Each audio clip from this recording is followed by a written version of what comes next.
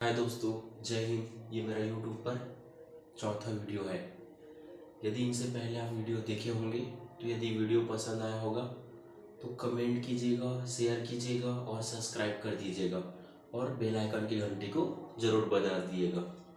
चलो आगे देखते हैं। ये देखो यहाँ पे घात जो है आगे पीछे है तो उसको हम एक घातों के घटते क्रम में लिखेंगे, उसके बाद हल करेंगे। चलो स्टार्ट करते हैं। अब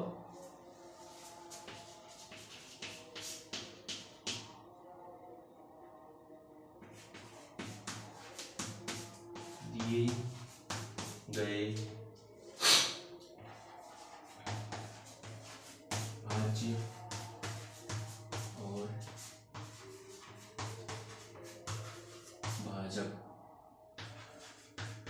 को घातों के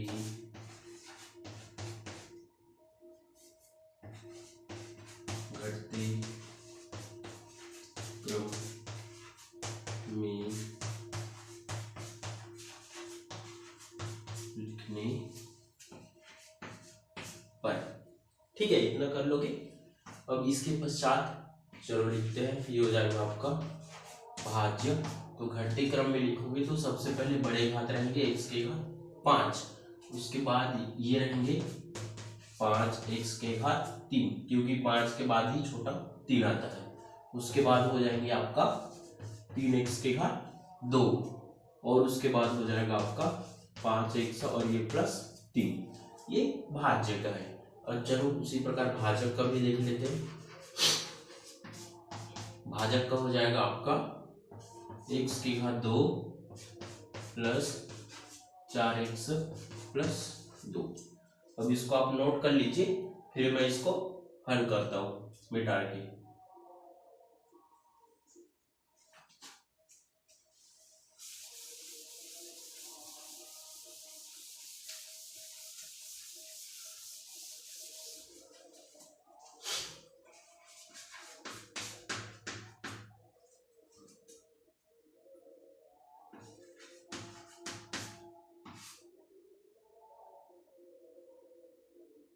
यहाँ पे भाज्य है x के घात 5, 5x के घात 3, 3x के घात 2, 5x और यहाँ का 3। और यहाँ पे हो जाएगा भाजक x के घात 2, 4x और ये प्लस 2।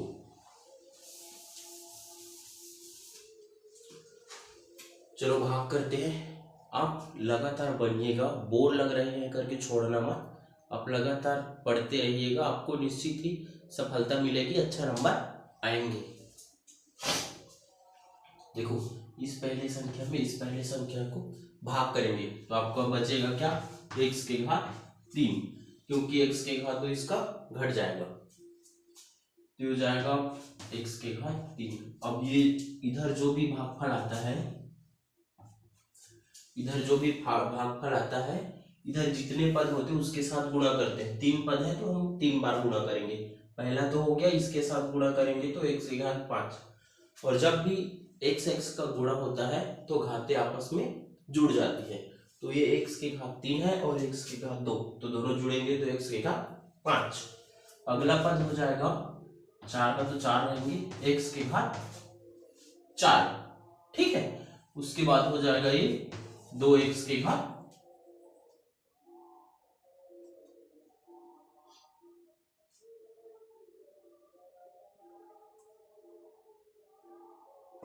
यहाँ पे 3। चिन्ह बदल दो, ये हो जाएगा माइनस, प्लस का माइनस और ये प्लस का क्या हो जाएगा माइनस। ये दोनों आपस में कट जाएगा। अब चूंकि ये घात में इसके घात के बराबर कोई नहीं है तो इसको लिख दो पहले x के घात 4। 5x के घात 3 में यहाँ पे 2x के घात 3 है, घटा दोगे तो ये हो जाएगा प्लस 3x के घात 3 और ये 3x के घात 2 और ये 5x और ये प्लस 3, ठीक है। अब यहाँ पहले पद से इस पहले पद को भाग करेंगे तो क्या आएंगे आपका -4x²। इतना समझ में आया। इसके बाद इधर जो भी संख्या आता है इधर तीनों के साथ गुणा करना रहता है, तो करेंगे तो ये हो जाएगा आपका 4x²। उसके बाद ये हो जाएगा माइनस, क्योंकि इधर माइनस है इधर प्लस है, प्लस माइनस का हो जाएगा 4 चौके 16x², और ये हो जाएगा वापस माइनस 4 दूनी 8x²। माइनस का क्या हो जाएगा प्लस, माइनस का प्लस, और ये माइनस का प्लस, तो ये हो जाएगा प्लस माइनस में आपस में कट जाएगा। यहाँ पे हो जाएगा 16 और 3 कितना हो जाएगा आपका 19x²,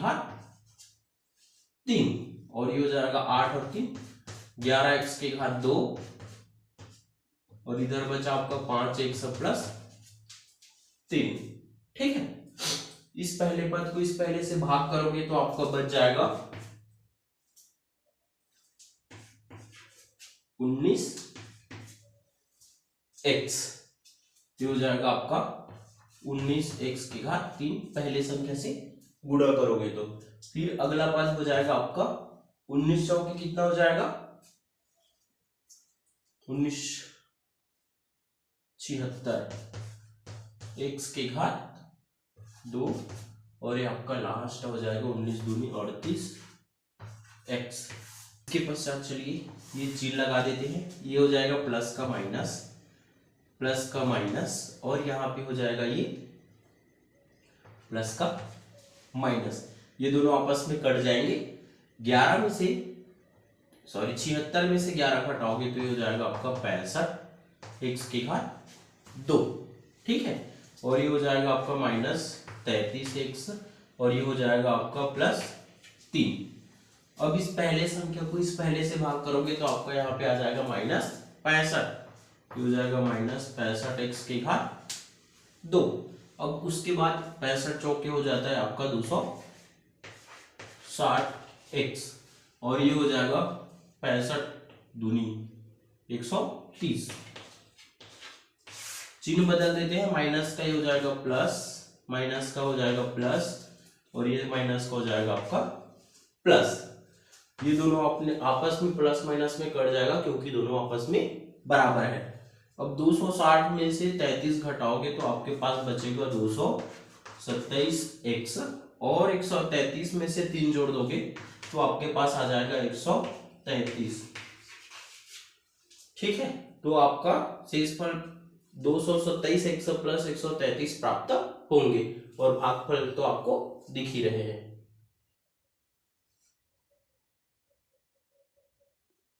चलिए दोस्तों, ये आपका प्रश्नावली का 5वां सवाल है, ध्यान से करते जाते हैं। हल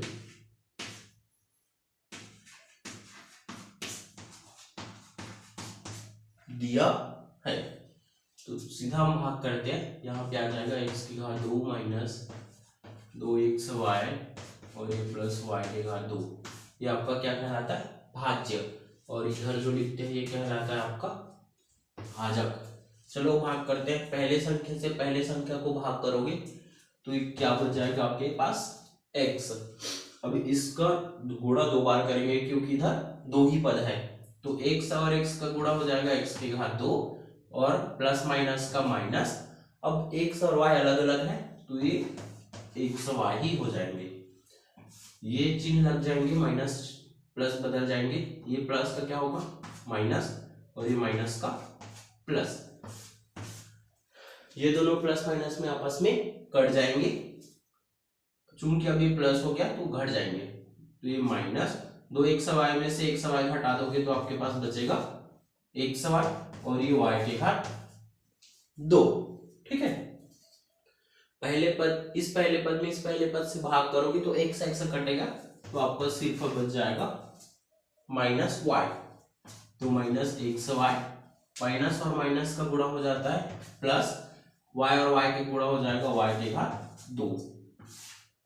माइनस का ये हो जाएगा आपका प्लस, और ये प्लस का माइनस, प्लस माइनस में ये भी कट गया, प्लस माइनस में ये भी कट गया, नीचे क्या प्राप्त होंगे, शून्य, जो कि क्या है, शेषफल। इधर लिख लेना, अतः भागफल x माइनस वाई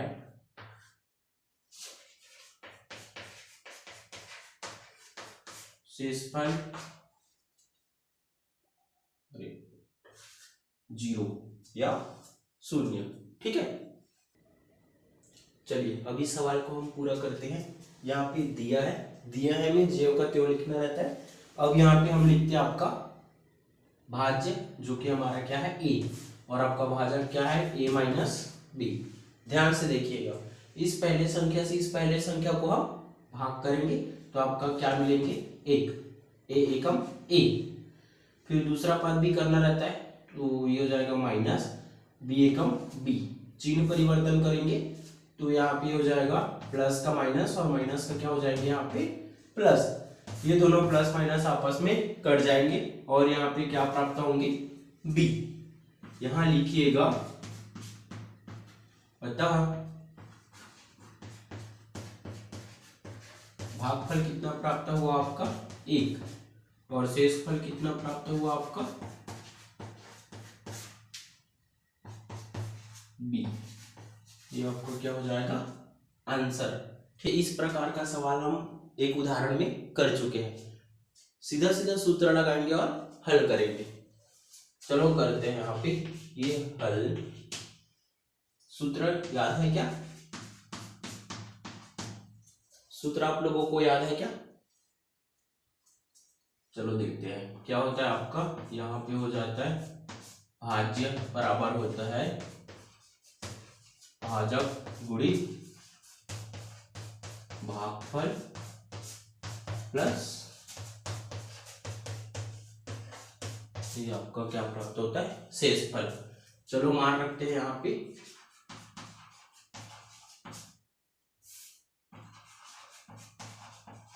भाज्य बराबर भाजक का मान कितना है यहाँ पे, ये 3x के घात 2 माइनस 2x प्लस 2 गुणा भागफल यहाँ पे कितना है, x प्लस 1 और शेषफल कितना है, 3। ठीक है, अब देखो यहाँ पे जो भी कोष्टक है ये पूरे के साथ एक बार गुणा होगा। पहले प्रथम पद के साथ, फिर द्वितीय पद और लास्ट में तृतीय पद, मतलब 3 बार गुणा होंगे ये। चलो करते हैं,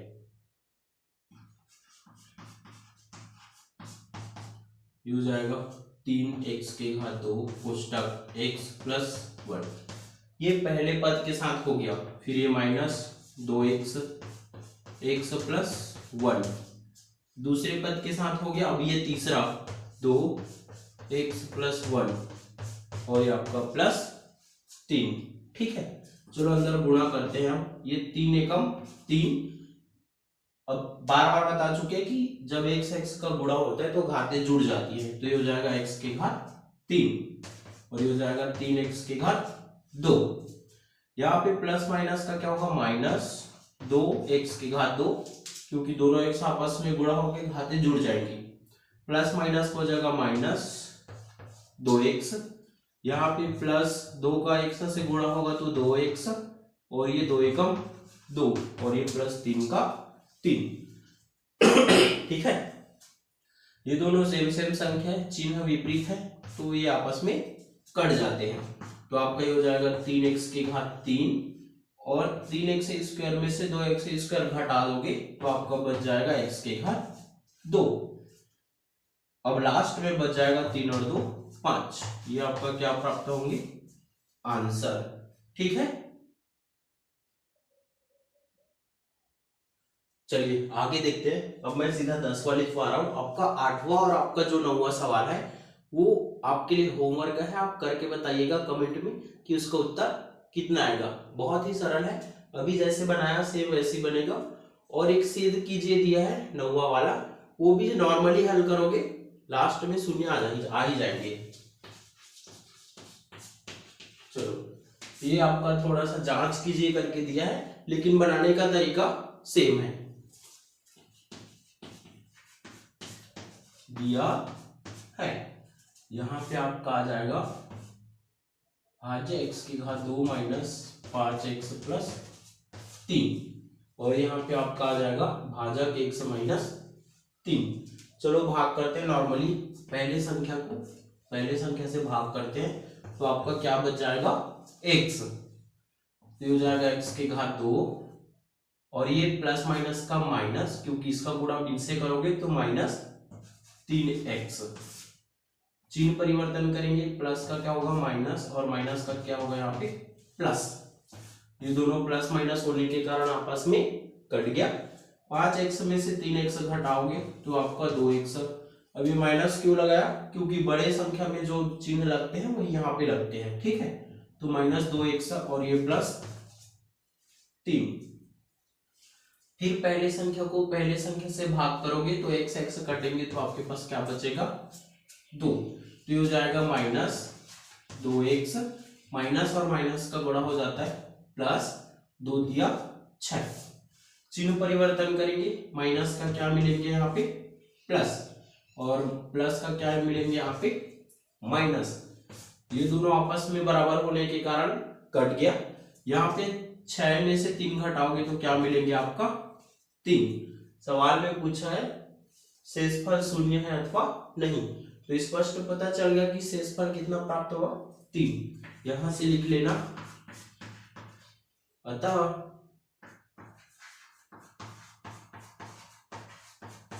भागफल 1 माइनस 2 प्राप्त हुआ और शेषफल माइनस 3 प्राप्त हुआ। ठीक, चलिए ये जो आपके पीछे सवाल दिया है सवाल नंबर 11, ये इस प्रश्नावली का अंतिम सवाल बता रहा हूं। एक लास्ट 12वां सवाल है, वो उदाहरण 1 से बनेंगे, आप उसको कर लीजिएगा, ठीक है। चलो इसको करते हैं। अब ये जाएगा आपका हल। दिया है, जो जो दिया है पहले उसको लिख लेते हैं। क्या दिया है, आयत का क्षेत्रफल, आयत का क्षेत्रफल 45 x की घात 2 प्लस 30x तथा चौड़ाई है आपका 15x। ये है मीटर और ये है आपका वर्ग मीटर।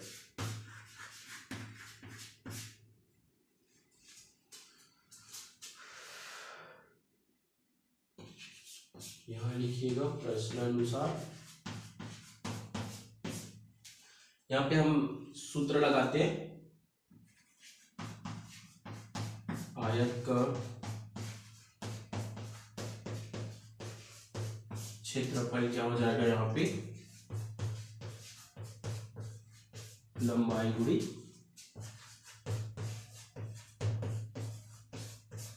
चौड़ाई, ठीक है।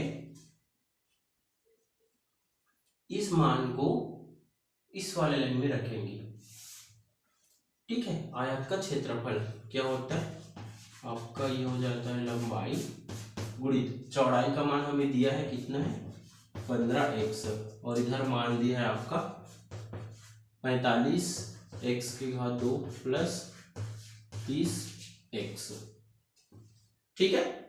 ये पूरा मान इस लाइन पे देखो, आयत का क्षेत्रफल कितना है यहाँ पे लंबाई गुणित चौड़ाई, तो यहाँ पे चौड़ाई का मान रख दिया और ये इसका टोटल क्षेत्रफल है जो का त्यों। अब इसको हम पक्षांतर करेंगे, तो हो जाएगा लंबाई बराबर 45x की घात 2 प्लस 30x बटा 15x। अब इसको हम एक एक करके भाग कर देते हैं। लंबाई 45x की घात 2 बटा 15x प्लस 30x बटा 15x। नीचे दिख रहा है, चलो मैं भाग कर देता हूं यहीं पे। 15 तिया कितना हो जाता है 45, एक एक से कट जाएगा तो ये हो जाएगा x, और ये x तो कट जाएगा, 15 दूनी 30। तो आपका आंसर क्या प्राप्त होगा 3x प्लस 2, जो कि किसका मान है लंबाई का। तो आप लास्ट में लिख सकते हैं, अतः आयत की लंबाई 3x प्लस 2 मीटर प्राप्त होंगे। यदि वीडियो पसंद आया होगा तो शेयर कर दीजिएगा, कमेंट कर दीजिएगा और सब्सक्राइब कर दीजिएगा, ताकि मेरा अगला वीडियो आपको जल्द से जल्द मिल सके। धन्यवाद।